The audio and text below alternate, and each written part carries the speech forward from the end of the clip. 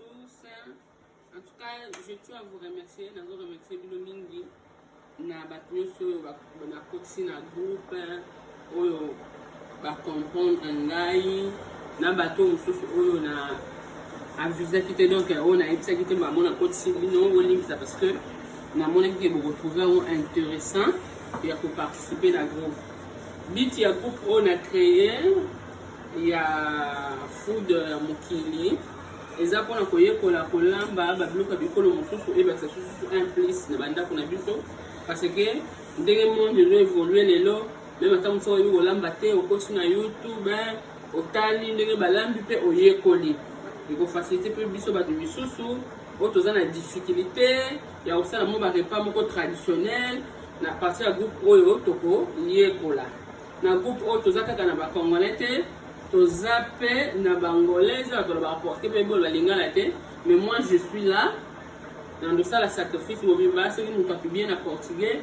ngai na ye na vidéo na expliquer ndenge asaleli makambo na ye nyonso po boyeba na ko comprendre nazala ko ndima ke groupe to ke na ngoli boso parce que to koyekola makambo ebele ekosuna même na pona bandako na biso na Facebook pe tozali na Facebook na ngai Ebenezer Samu merci na bato pe nyonso bandima ki invitation na ngai bo pe ko poster na Facebook ba o ba bi Facebook na ngai bo komona pe komona ka même combo eza na Facebook mo inviter bato ebele po to ebana koyekola na YouTube pe nazali na tiaka pe ba biloko na ngai ba conseil na bino nyonso ezala o repa ya sika osali po o expliquer bato pour zelana ou expliquer biso. Olá pessoal, vou falar mais em português. Peço muito obrigado a todos que acertaram o meu convite no grupo que eu fiz de comida do mundo. Estou muito alegre por aceitar o meu convite. Este grupo eu criei para nós aprender a cozinhar certas comidas tradicionais de outra cultura ou de outra terra ou de outras tribos. Vai nos ajudar muito porque no mundo como está se desenvolver, há muitos agora estão a aprender a cozinhar nas televisão, no YouTube, nos sites. Então, para que também nós não podemos fazer uma coisa aqui nos Estados Unidos que vai ajudar também certas mulheres, que vai ajudar também nós.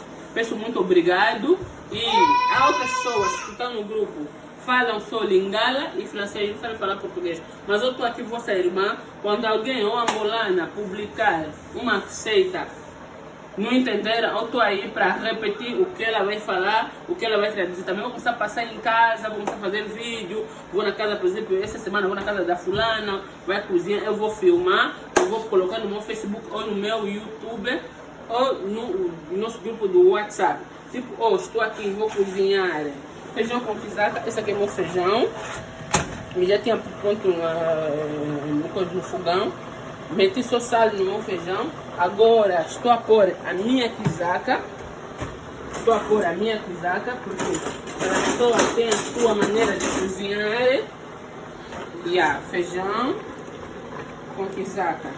Estou a pôr a minha quizaca, porque é 1,5 kg o feijão. É 1,5 kg. Estou a pôr a minha quizaca. Depois vocês vão ver o resto. Donc, nós vamos para pôr uma desse nangai, mas desse nangai deixa é beli. Se for na tia pondu nangai e tocar. Après, vamos na resta cima. Quando você la pondu nangai a madesso. Na tia que não pode dar a mão e moa retar, não dá que madesso não deixa uma mãe malili e vanda moa mukie. Après na tia na moto e ngope humidité et comme déjà kobela.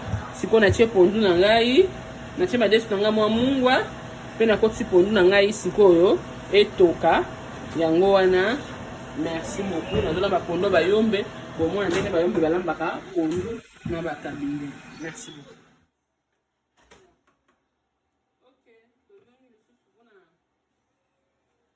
deuxième séance na biso pondo madesu na ngai ebeni sikoyo nalingi nancha mafuta mbila na ngaponga bana chauffer mafuta mbila fait chauffer mbila tout ça là en Afrique il faut chauffer mais vraiment chauffer même à casse mais on va utiliser des façons des sortes de mafuta mbila parce que etika ni que on est dans bien pour on lamba ba pondu ba fungwa oyo na msanta weka na mungongo mais on mélanger les problèmes.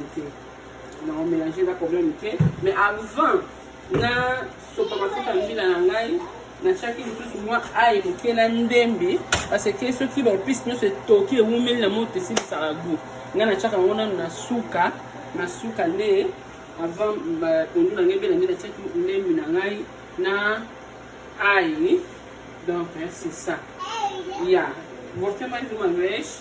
Agora meu feijão está pronto, tá aqui. Tá pronto com a pisaca. Agora vou colocar meu olho de palma para aquecer meu olho de palma. Então, estou a utilizar 2 olhos de palma diferentes. Esse aqui me dá irritação na garganta. Esse aqui é mais melhor, mas como já não tenho mais, só tenho um bocado, vou ajuntar, vou fazer mista. Mas antes do meu pisaca com feijão fica pronto, meti meu alho e o coisa. Esse aqui, esqueci. Esse aqui também é bom, meti isso no cabo. Eu não gosto de todos os ingredientes para ferver de uma vez. Eu não gosto disso. Porque estraga os ingredientes. Agora vou colocar meu olho de palma. Vocês estão a ver? O segredo de feijão de olho de palma é o ovo. Meu olho de palma, noz de cabinda, baiombe, moada, chela. Eu sei que nós vamos fazer nosso coisa, feijão de olho de palma.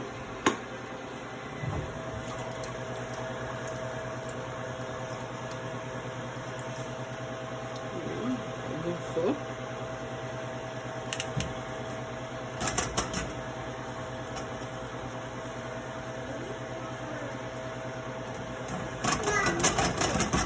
Não vou pôr muito. E acabou. E vou deixar. Vou tapar. Vou abrir todas as portas. E lá. Vocês vão ver como é que eu vou fazer. Como é que eu vou fazer. Agora vou meter só. Diminuir o coisa do fogão. Donc c'est ça. Donc, puis la mela mila, ma deswa munu, ou non ma deswa munu, mais tout ça avant, ma deswa munu tout la mungwa, après, il y a pouvoir, il y a qui via fioti, après mettre pour nous à munu, il y a mettre na ma desu, mais avant, pendant moi pour via na ma desu, mais zengande fioti, na ai mettre tout là parce que si quelqu'un na lamba, on met tout là, ingrédients nyonso. Il y a metoka nyonso tout il y a que manisa saveur ya mandenge na kulamba il faut que tout les ingrédients kaka même na fin mais que presque na fin de mettre tout là ça mo ba odeur na ingrédients ya bio ya ubikana. Donc c'est ça donc meza bana boma bana kabinda bana mwanda bana chela bana matadi betu beke kuvyaka betu ke kulaka mafuta ngaza betu na tia samu ya chauffer ya changer couleur après betu tout là. Donc muke na YouTube Christina Samu pe Facebook Ebenezer Samu ya ke repas du monde me sonika en anglais benu kota benu monisa ba experience benu ça on betu betu ça ba mamba kaka ve ça betu yekula la forme benu na kena mona benu yekula kena ba ça fait un plus ça on a benu. Merci beaucoup. Après nous monisa benu étape finale lingala. Donc dans la carte Facebook et tout nous la carte na Facebook pe na kati ya WhatsApp pe tozali. Donc eza pona koyeba ndenge bekolo elambaka kote ba pena koyekola esala bien.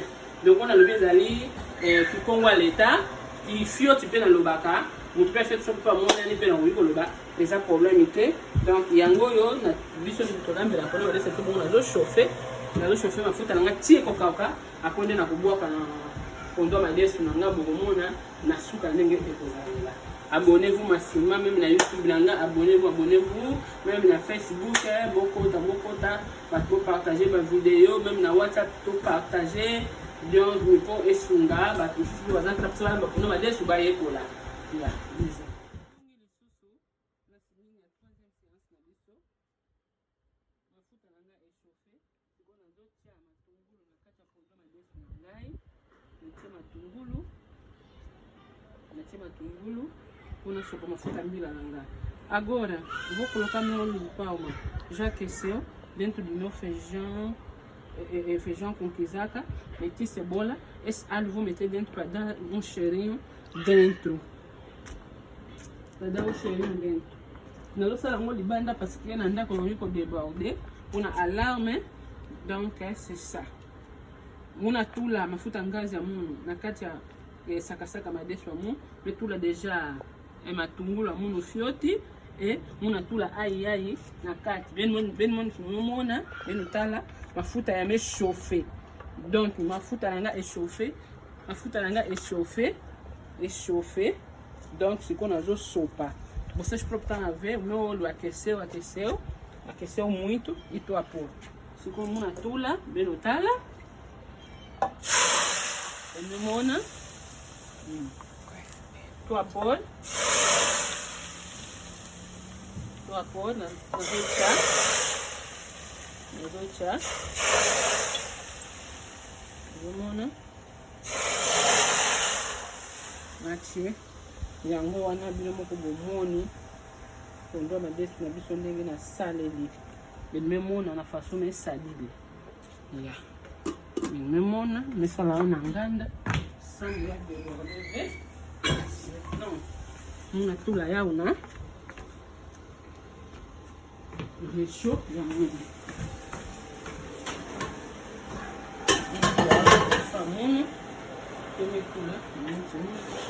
donc regarde le limon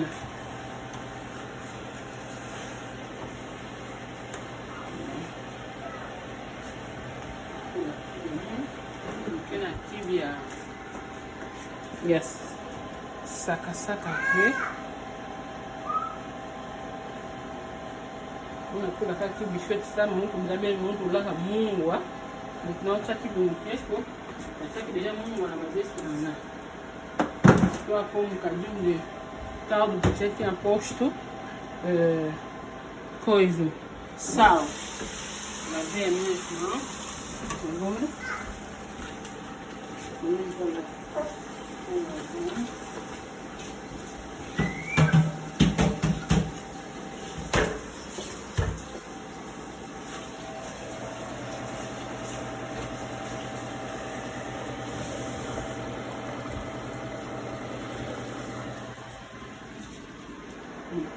na mona na pão daquela tipo o que balança é o apure não balança o cima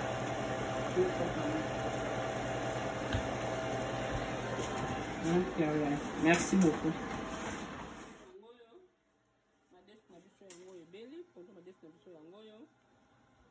oiza madesu ya chocolat ebeli yango oyo Nous avons des bandes de la question de sucre. Notre faisant. Já está pronto. Tá aqui. Tá pronto, o óleo já tá aqui.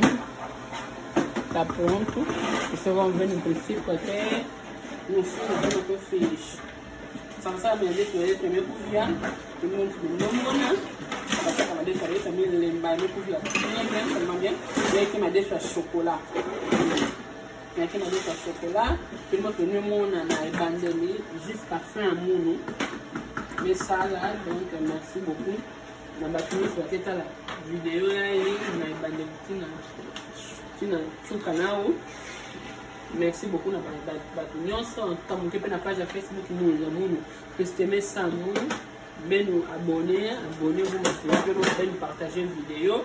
Pe mkena Facebook ya muno e Benezer Samu kepe na mambo ya bima ya kudia ya cuisine ya monde ya kena mambo ya kudia donike mona sema ndio kota bimpe mona yao donc nazana le YouTube na nga Christina Samu ala bima ka bakoля pe makamususu et puis déjà pe na WhatsApp na biso pe ya groupe ya WhatsApp za cuisine monde Facebook na Ebenezer Samu eza pe cuisine monde oyo alinga lamba oyo oche tomoni ko sope to yekola neni ba pe fo ya pono madesu na forme mosusu kwa biso ba lamba ko net na kabinda to lamba pona madesu to echa aubergine na kati ba mizo lamba pona madesu ba tia taba na kati donc eza forme ebele oyo ba lamba pona madesu to za na posa to yekola. En tout cas abonnez-vous, partagez les vidéos massivement, que Dieu vous bénisse.